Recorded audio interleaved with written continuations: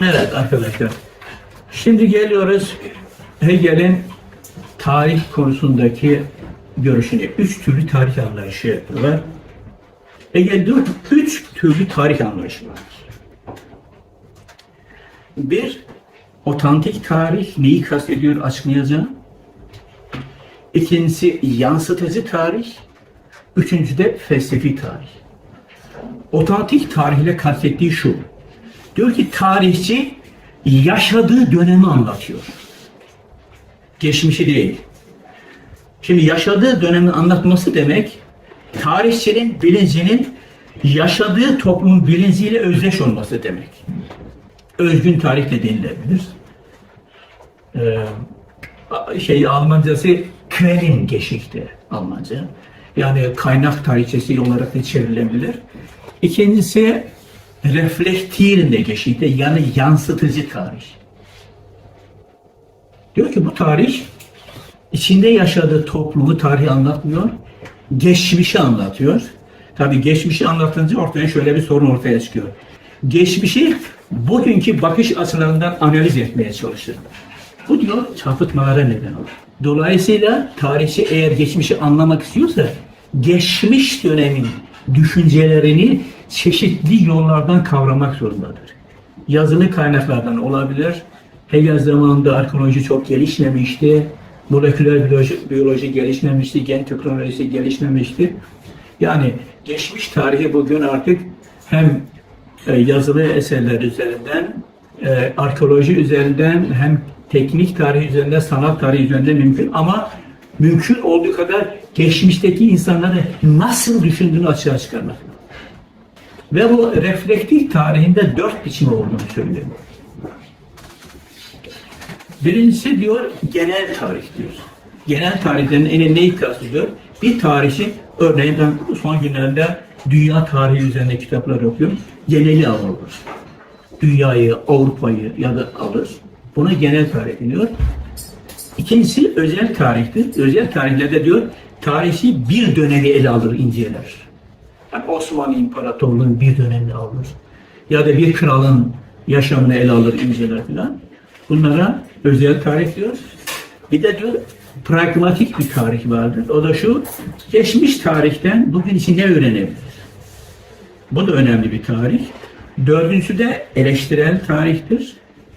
Niye eleştirel tarih? Her ne kadar diyor tarihçiler objektif olmaya çalışsalar bile yine de belli özel koşullara bağlıdırlar. Dolayısıyla o tarihçilerin kitaplarına da eleştirel bir gözle yaklaşmak gerekiyor. Şimdi ama Hegel için önemli olan felsefi tarihtir. Yani tarihin felsefileştirilmesi önemli. Şimdi burada da şu durumu ortaya koyuyor. Felsefi tarihe başlangıcı, içeriği ve akışı önemli.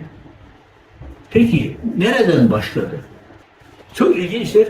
Hegel diyor ki dinin ilk uyanışı doğuda olmuştur. Ve ilginçtir.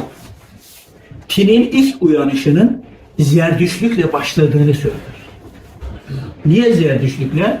Çünkü de ilk defa tarihte iyi ve kötü, karanlık ve aydınlık gibi bir ikilem sundu. Yani iyiye göre hareket edebilme, iyinin ne olduğunu ortaya koyabilme. Burada bu düşüncenin ilk başlangıcı konusunda iki eğilimi eleştirmektedir. Yani şöyle diyorlar ki başlangıçta insan özgür diyor. Jean-Jacques Rousseau'ya göre. Din ise diyor başlangıçta insan günahsızdır diyor. Sonra cennette yasak bir şey yaptı, günah olmaya başladı. Yani başlangıçta Jean-Jacques Rousseau'ya göre özgürdü, giderek özgürlüğünü kaybetmeye başladı diyor. Toplum ona zincirler taktı. Hegel bu anlayışı doğru olmaz. Çünkü diyor ki başlangıç her zaman hamdır diyor. Dolayısıyla başlangıçtaki özgür eksik bir özgürlüktür. Bir başlangıç yaratmıştır. Fakat o özgürlüğün sürekli geliştirilmesi gerekiyor. Peki felsefe tarihin içeriği ne olacak? 3 şeyi saplıyor.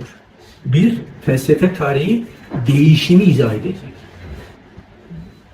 İkincisi, yeniliği ifade edecek. Üçüncüsü de bu değişimi ve yeniliği mümkün kılan akılcılığı ortaya koyacak. Yani değişimi, yeniliği ve akılcılığı. Bu üçünü ortaya koymak. Ya bu yeniliği, değişimi, akılcılığı kim gerçekleştirir? Tarihsel bakımdan önemli kişiliklerin önemine vurgu yapıyor. Mesela diyor ki Napolyon, Sezar, yani işte benim aklımda Lenin, tarihsel kişilikler hem değişimi, hem yeniliği, hem de yeni bir akılcılığı ortaya koymaktadırlar. Fakat bu kişilikler, tarihsel kişilikler tek başına bunu yapamazlar diyor. Dolayısıyla bazı araçları kullanmaları gerek. Politik aracını kullanması gerekiyor. Devleti kullanması gerekiyor. Yeni bir ahlak anlayışı geliştirmesi gerekiyor ve hukuk aracı geliştirmesi gerekiyor. Şimdi Hegel değişimin içeriğini açıkladıktan sonra şeye geliyor. Peki nasıl açıklanacak? Yani akışı nasıl olacak diyor. Burada da iki ilke saplıyor. Birinci ilke, düşüncenin akışı basamak halinde ortaya konulmalı. İkinci olarak da her basamağın ilkeleri açığa çıkarılmalı. Diyor ki üç türlü gelişme oluyor diyor felsefe tarihinde. İlkin diyor doğuda bir kişi özgürdü, kral özgür. İkinci aşamada Antik Yunan ve Roma'yı ele alıyor. Tek kişi değil, bazıları özgürdü. Yurttaşlar özgürdü ama köleler vardı. Üçüncü aşamada da tabi geliyor.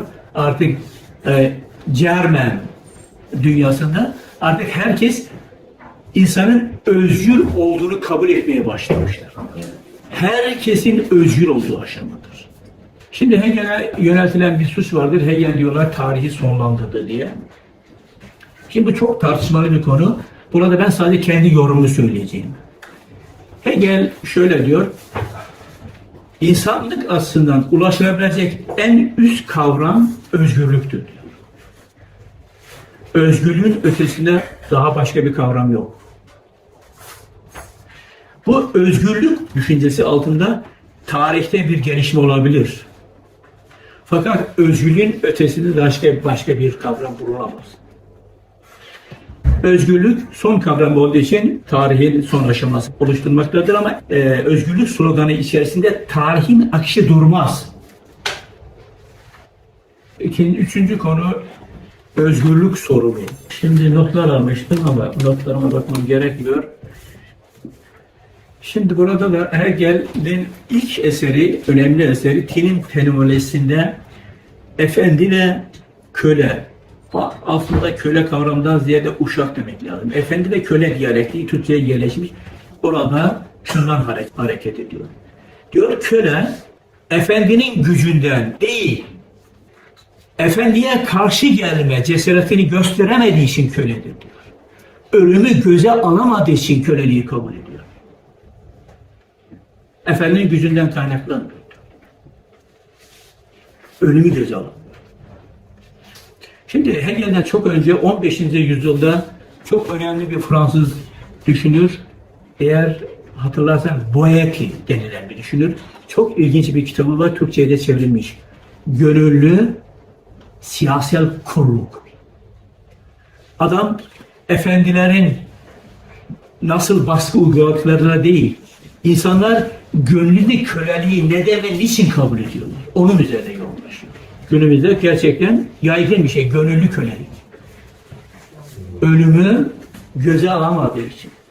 Şimdi Hegel'in ilginç yaklaşımdan biri özgürlükle zorunluluk arasındaki ilişki meselesi. Diyor ki özgürlük zorunluluğun bilincine varmak demektir. Peki zorunlu olan nedir? Zorunlu olan Hegel aslında akılcı bir şekilde gerçekliği dönüştürmektir. Çok önemli bir düşüncesi var. Düşünce devrimcileşirse diyor, gerçeklik buna dayanamaz diyor. Marx'ın da buna benzer bir sözü vardır. Teori kitlelere ulaşırsa çok maddi bir güç haline gelir. Demek ki özgürlük, zorunluluk bilinci, zorunluluk ise akılcı olanı gerçekleştirmeye çalışmak demek. O özgürlük meselesini çok çeşitli açılardan ele aldığı için Onda bir de olumlu, olumsuz özgürlük kavramı var. Olumsuz özgürlük ve olumlu özgürlük. Şimdi olumsuz özgürlükle kastettiği şu, bu özgürlük diyor, insanın düşüncesi içinde yaşadığı toplumsal koşullar tarafından belirlenir. İnsan ona bireysel bir tepki göstermeye çalışır. Şimdi olumsuz özgürlük diyor, var olan koşulları yatsır, kendi bireysel bilincinde özgür olacağını düşünür. İnsanın çoğunluğu böyle düşünür. Diğer bu bireysel bir şeydir ve toplumu dönüştürme gücünde olmayan bir özgürlük tarzıdır. Olumlu özgürlük diyor, var olan koşulları reddetmekle yetinmez. Reddettiğin yerine ne getireceksin? Bunu ortaya koyamıyorsan özgürlüğün olumlu değildir. Fakat bunu ortaya koymak da bireysel bir sorun değil, kolektif bir sorun. Dolayısıyla kolektif bir şekilde ancak olumlu özgürlük yaratılabilir. Fakat bu da yetmez diyor. Koşulları değiştirebilmek için aklın, bilincin yanında aynı zamanda coşku ve tutku da olmalı. Coşku ve tutku olmadan dünyada önemli tarihsel olaylar gerçekleşmemektedir. Şimdi Hegel'in felsefesinde kullandığı bir kavram daha var. Schlechte Unendlichkeit, yani sonsuz kötülük. Ne demek sonsuz kötülük? Eğer insanlar var olan koşulları iradeleriyle müdahale etmezlerse o koşullar sonsuza kadar devam edebilir. Bu da sonsuz kötülüğün devam etmesi anlamına gelir. Peki sonsuz kötülüğü destekleyen koşullar nedir? İşte bireysel bilinç, yani diyor ki toplumsal koşullar beni ilgilendirmiyor. Ben kendimi özgür hissediyorum. İşte kafamda özgürüm, onun dışında hiçbir şey umurumda değil.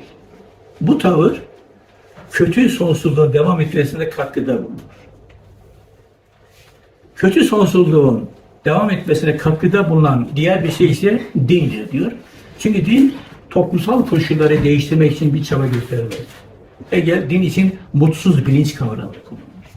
Mutsuz bilinç, din de kötülüğün değişmesini istemediği için sonsuz kötülüğün devam etmesine katkıda bulunan bir yaklaşım, bir düşünce için.